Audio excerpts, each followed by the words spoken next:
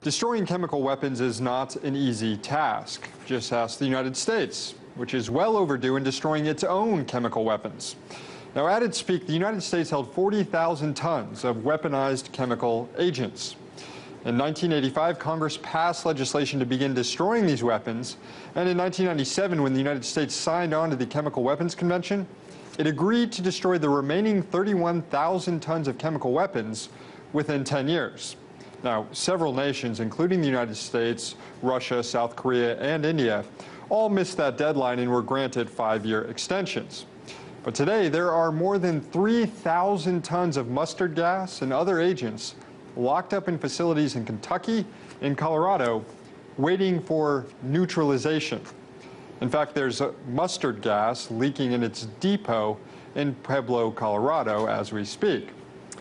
And the United States isn't expected to finish destroying all these chemical weapons until 2023.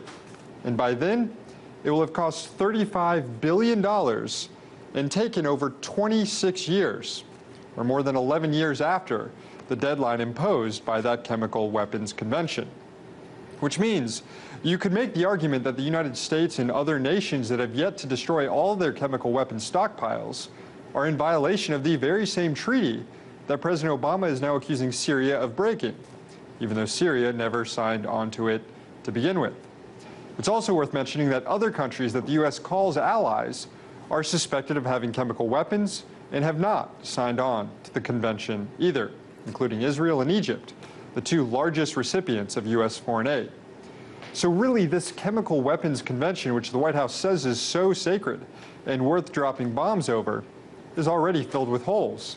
And when it comes to actually ridding the world, and especially the Middle East, of these chemical weapons, it turns out the United States has been one of the biggest obstacles standing in the way.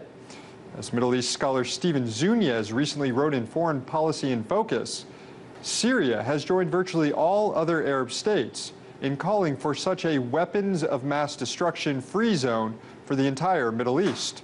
In December 2003, Syria introduced a UN Security Council resolution reiterating this clause from 12 years earlier, but the resolution was tabled as a result of a threatened U.S. veto.